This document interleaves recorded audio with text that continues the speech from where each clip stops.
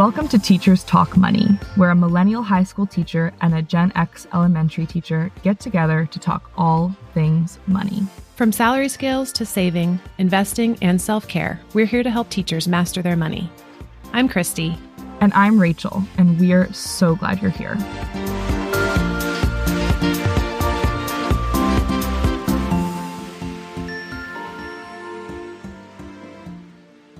Hey, Rachel, how's it going?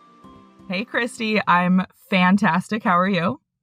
I'm doing so well. I was trying to think this morning of the things that I have been as excited about as I am about starting this podcast. And like Christmas morning came to mind, or like spring break. I'm so excited to be here with you. And I can't wait to start helping our listeners and hearing from our listeners and just building this killer community of teachers that are just taking control of their money. So I'm just so glad we're here. And in this episode, what we're going to do is talk about why we're here and why we wanted to get together to start this podcast, and then give you guys a little bit of background on me and on Rachel so that you know who we are and why we're showing up in your earbuds. Yes, I'm so excited. It has been a welcome distraction in the midst of distance learning for me. And I know that you're going back to a hybrid model soon, Christy. And so at the time that we're recording this. And so I feel the same way as you. I'm so excited. So let's get into it. Yeah. So we're going to start by talking about really why we got together to create this podcast. And the first reason that was really important for both of us was the fact that no one is talking about teacher money. We're not really getting the education in our districts, and we're not really talking about it amongst ourselves. To me, this became so clear as soon as I started writing about money and being kind of open about that in my school building. The teachers came flocking to my room and asking me questions. I mean, like tenured teachers who had been there for 10 plus years would come in and ask me how to save for the summer because we don't get 12-month pay, or they'd ask me how to set up their retirement fund, how to set up their 403b.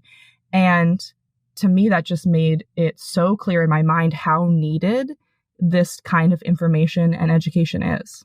Yeah, absolutely. I mean, I don't know how built in it is to other professions, but I know for sure it's not built into teaching. And yeah, we might hear a tiny bit about it when we're hired, and then we never hear about it again. Teachers just cannot afford to be wasting that time that they could be taking advantage of all their opportunities. So I definitely think we need to start this conversation among teachers. And I have had the same, teachers are coming to me now saying, hey, what's an HSA and how's it different? And so there's all kinds of questions that we know are out there, and we cannot wait to help you guys out. So, one of the things that I really wanted to bring to the table is that the message, I know a few years ago, I was only hearing like, well, you didn't get in it for the money. Mm-hmm. And then it was like, that just slams the door on us continuing to learn, right? It was just this sort of like sarcastic, like sucks for you attitude. And then we were just kind of left with like, yeah, I guess we didn't get in it for the money. I really, I know it's possible to push past that. And I know the power that happens when we push past that and say, okay, yeah, we got in it because we love kids and we love teaching and it's our total jam. And what can we also do with our money? Like, don't tell me I didn't get in it for the money, because that it doesn't help me, So if we wait around for the government to fund us or our districts to change our negotiations and our contracts, then we'll be waiting a long time, right? We all know that. And yes, we're always going to advocate for teachers to get paid more. Like, we are absolutely 100% behind those efforts. And in the meantime, let's do what we can right now. So we're here to break those taboos and just say, hey, let's dive in and work with what we've got and know what we're working with so that we are taking control of what we can control right now. Yes, 100%. What I hate so much about the you didn't get into it for the money sort of shutdown of the conversation is, yeah, it slams that door on us, but also it makes it seem like if we do talk about money and we do talk about wanting to live a life of abundance, then that somehow is taking away from how much we care about our kids. Or now it seems like we're in it for the wrong reasons because we're trying to take control of our futures. And I definitely experienced this early on because I felt weird in the beginning of my career when I started writing about money and teaching. I felt weird telling my coworkers that I was doing this because I felt like for some reason I would be judged if, I followed their teacher classroom account with my teacher money account. Right. And Yeah. because what they're emphasizing, even on their social media and even in their private life, they're so emphasizing their job and, they're working with the kids is something that's so important to them. And it absolutely is for me too. But I felt like even just a little bit guilty doing something outside of that and then doing something that was sort of in this taboo that is almost sort of seen as greedy or like you can't do both. Yeah. And it's like, it's perfectly fine for us to talk about how broke we are. Right. And society is telling us how broke we are all the time and how it sucks for us. And we're just these. And then I feel like there's this sort of like public persona that teachers have to take on that like, oh, we have no money because we're teachers and poor us. And yes, in a lot of ways, absolutely, we need to be paid more. But I don't want to be stuck in that, and I think you and I are both proving that you don't have to be stuck in that.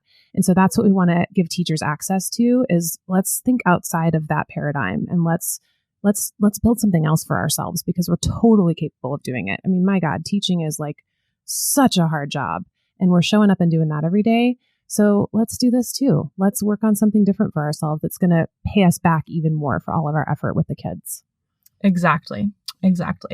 And the next reason why we wanted to make this podcast is just that we are money nerds. You and me, Christy, we love this stuff and we're excited to dig in and help teachers make these changes. We're such a sort of tribe-minded group of people, I think. I mean, it's different everywhere you go, but you can connect with teachers, even if you're not connecting in your school building, you connect with them over social media. It's such a supportive community at times. And I really feel like we can use that energy and take it into this realm of financial empowerment too. There's no reason why we shouldn't be able to do that. Yeah. I mean, if you think about all that teachers already help each other out with, I mean, whether it's virtually or in person at your school, I mean, the span of my career, I mean, my teacher friends are just invaluable. And so I just think we've already got such a powerful network. Let's tap into that and help each other, for the people that are interested in it, in building our financial futures in a way that is just astounding and so exciting. So yeah, I'm a total finance. I don't know if I would say finance nerd. I just love it. It's exciting to me. Yes. I get super fired up about it. And so, I think we just need to share that as teachers because we're already so good at supporting each other. Totally agree. And so knowing that we have limited salaries, right? Like we all know what we're going to be making if we have a salary scale, it can feel like financial abundance is out of reach if we're just looking at that number and hearing all that society is telling us. So what we want to do is help us flex all of the levers that we have or pull all the levers that we have to work with what we have. And so don't let that number on the paper be the end of your story. And it hasn't been the end of ours. And so we're here to really just say like, that's a number and we can work with it. And there are so many opportunities within that. Yeah. I mean, when I first got into teaching, my main goal that I had identified in my mind was just that I wanted to feel comfortable and secure with money. That was it. And I was like, oh, I don't want much. I didn't get into this for the money, that same sort of narrative. And I had grown up with some financial insecurity and discomfort. And so for me, it was just like, okay, well, I just want to do better than that. And I know that I can do that with teaching, but I also know I'm not going to make $1 million. And I wish I hadn't bought into that narrative so much because I see now just how many possibilities and opportunities there are for abundance. Like, why should the bare minimum security be the goal for people who are really giving their lives to educating the youth of America? And so I just, yeah, exactly. So it's like, why should just living be like, I should not just be focused on surviving. I should be focused on thriving and seeking abundance. And I can. It's not impossible.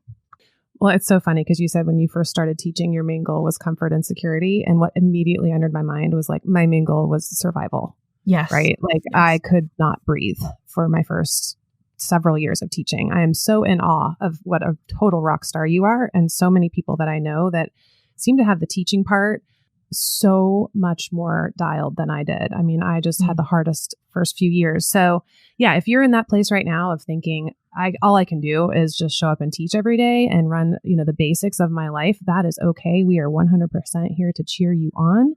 And I've been there. And we want you to keep listening because we want to help you through that and know that we're right there with you and also help you take the next steps when you're ready. And it's so funny you mentioned that because my first year teaching was, I mean, in my eyes, like a pretty disastrous. Like it was fine and everybody's cool and okay and they learned and everything.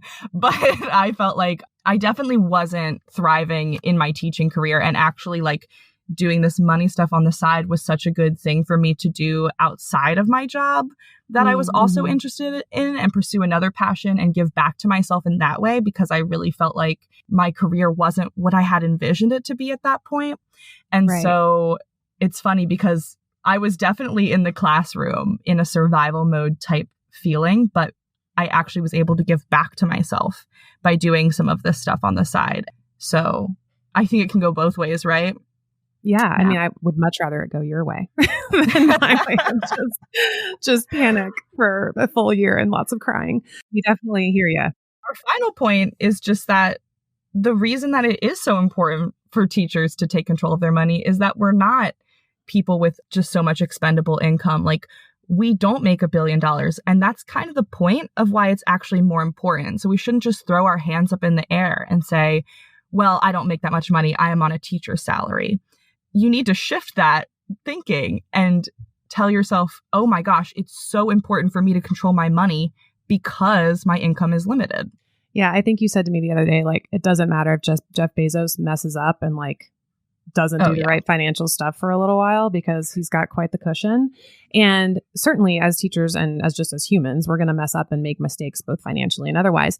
But what we want to help everybody do is lay out a path and be as intentional as you can so that we are using and taking advantage of all the time and tools that we have, because we don't have a lot of wiggle room. And so we got to use what we have. Exactly. So let's get into some of our background with teaching and with money. So Christy, why don't you give a little bit of background on where you're coming from with all of this stuff? Yeah. And I just have to say, like, I'm so excited, even just about this first part of our conversation. I can just feel things changing. I'm so excited to be having this conversation. The wheels are turning.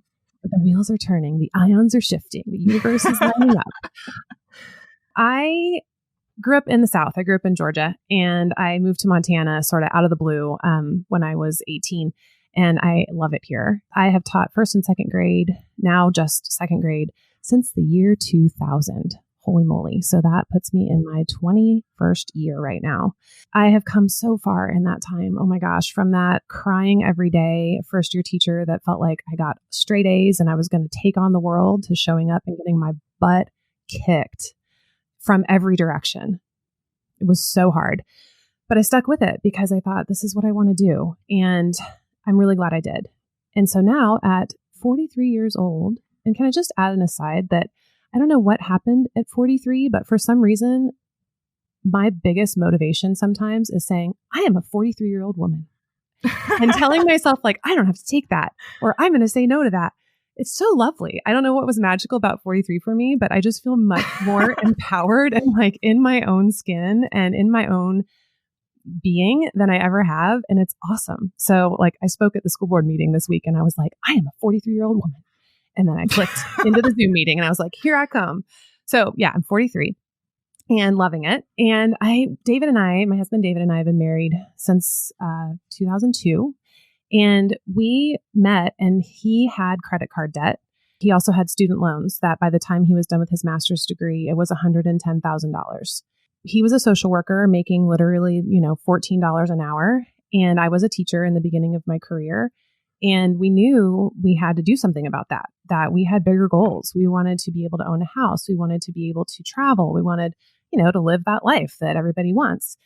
And so we just kind of came together and said, gosh, neither one of us really have any familial, neither one of our families really taught us these skills. And if we operate on that, kind of like what you said, Rachel, we're going to just end up, who knows where. And so I read a couple books and we talked a lot about it and realized we were very much on the same page of wanting to really pay down that debt. And then I actually got in touch with my sister, who is like my financial partner in crime. We put our heads together and just said, gosh, we can do this. Let's go. Let's get started on this. And so we've kind of supported each other throughout it. And now we have all that debt paid off. We bought a house and that house is paid off. Oh, holy cow. That just happened very recently. And there's so many different ways that we made it happen. And I can't wait to talk more about it in future episodes. The point I want to make right now is that we live a life that we love, like absolutely love. We don't have every single thing under the sun that we could ever want, but we have the things that matter the most to us. And we're able to do the things that matter the most to us. So we paid off that enormous amount of debt and a house, and we're saving for retirement, which is so exciting because of the choices we made and the way that we learned and grew our knowledge about this stuff. So I think a lot of times people feel like, oh, I don't know anything about that. It's too complicated. I have to get a professional's help. And you don't really. You can if you want, but it's really simple is the point. I mean, I did it all while being a full-time teacher and also working in the summer, and I didn't have a lot of time. And so it's exciting that it's really quite simple and there's so much you can do. So now I'm closer to the end of my career than I am to the beginning. And I'm just excited. I can't wait to keep sharing this information and talking with teachers and just building a community around this just to grow that excitement among teachers. I started a blog, financiallyfitteacher.com. And yeah, I'm just so excited to have found you, Rachel, and be able to continue. Yes, Christy, I just so connect to so many of the things that you just said, especially about suffering in your first year teaching. I just really feel like everybody says that your first year is so hard, but I felt like for me, it really kicked me in the teeth because suddenly this thing that I had made so much of my identity around teaching, I was like, oh, and also being good at things, right? Like I'm one of those teachers who became a teacher because I was a good student. Oh yeah. You know how there are two types, the ones who became a teacher because they were a good student and the ones who became teachers because they were a bad student. I was a good student. Yep. And I hadn't failed at a lot of things in my life. And I really felt like I was failing at that. And that was very, very tragic.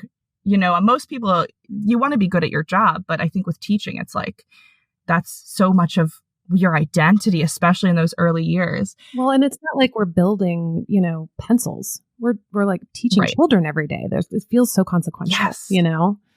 Yes. You say one wrong thing and you're like, wow, did I just ruin a kid's life? Absolutely. Yeah. I mean, it's huge. Yeah.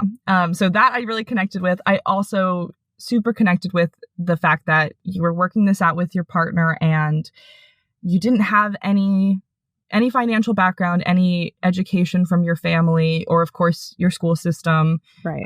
Which is a whole topic for another day. But I totally related to that. I mean, I had heard some of like the general old money advice. Oh, renting is throwing away money. Stuff about how to improve my credit score, but just not anything that was really meaningful to me. And a lot of things that I've kind of grown to not agree with as much too, which is interesting. Yeah.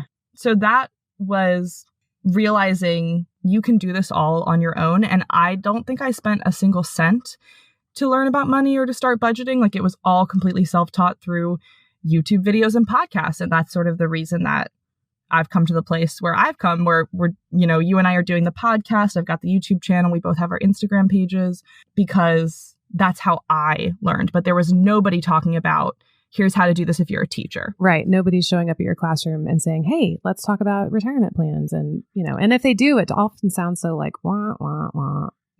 Oh, yeah. Boring. I just have to pause for a moment and say this is one reason I'm so glad Rachel and I are doing this together, that I read a paper book. And Rachel is like, yeah, YouTube, like just the generation of differences between us is so awesome. I love it. It's so fun. That is true. I do read a lot of personal finance books too, to be fair. Okay. But most of it, yes, was the podcast, the YouTube, Instagrams. Like that was my main self-teaching. Well, and I think platform that's for sure. Such a huge point, right? Because when I started this, really all there was a couple of books. Right. And if you look at how accessible it is now to people, it's like we have social media, YouTube, books, there's courses you can take. There's so many ways to learn about it. So however people want to access it, there's a way in. Oh, yeah. And I'm sure that when you were first reading your books, and even still today, they're all written by like older white men that are straight and just and aren't teachers. Like there's just so many ways that I could not connect to this same one narrative of what money management was. And one of those things is, like you said, live a life that you love. You don't have everything, but you have all the things that are important to you. And I feel like all the advice you get is just like, cut your spending. If you're spending on things that are unnecessary, then that's why you're not a millionaire, and I just I can't relate to that anymore.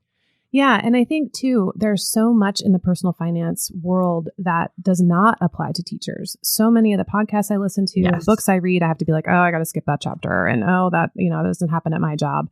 And so that's why we really wanted to bring this together, is because teachers don't have time for stuff that doesn't apply to them, right? We want to just stick with the unique opportunities that teachers have. And we're going to get to that in our next couple episodes.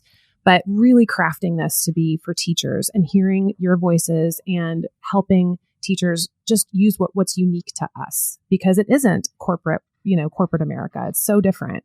And so, the narratives just really can be hard to find your way through. And we want to make it super easy. 100%.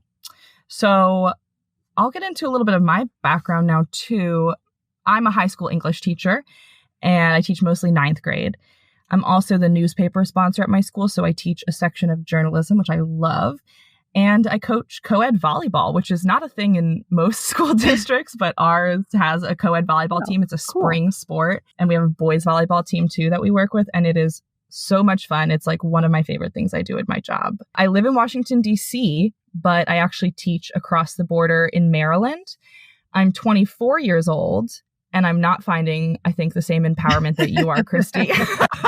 I've never been like, I'm a 24-year-old woman, because I feel like people would just take me less seriously. I do remember turning 30 and be like, yes, I'm 30. I'm a grown up. Yeah, I definitely I have a late birthday and I've always been younger than all my peers. Yeah, and so, that's awesome. Yeah. That's another way we connected. We didn't even know. Totally. And so I've always felt like a little bit ahead and a little bit like young compared to everyone around me. But I also like that. I'm like, let's go. Let's get the challenges. Definitely. So this is my 3rd year teaching. And I became passionate about personal finance like right before I graduated college, because just like you, I had no clue about money management. Nobody taught me this stuff. And I had a serious fear of money insecurity because I had grown up with, depending on different times of my childhood and the employment status of my parents, like just a lot of ups and downs and a lot of financial insecurity. And so all of this, in addition to having student loan debt that I had accrued, really just put a fire behind my butt and made me feel like I need to do something about this. I need to start learning about this. And I did. And just like you, I got a lot of this advice from sort of the same crusty old white men voices. And there are a few that I love. I will say that. There are a few that I love. Yeah. I mean, not all white men, right? But not all white men financial advisors. And thankfully they were there, right? They were a really great starting point for us. So, but yes, totally agree. 100%. Yeah. And it resonated with me back then. I was like, yeah, let me cut my costs. Let me stop eating out because I didn't have that much income. And so I've always been pretty frugal. That's sort of the money script that I grew up with. And so I had multiple jobs. I got a ton of financial aid and I went to an in-state public college, University of Maryland, go Terps.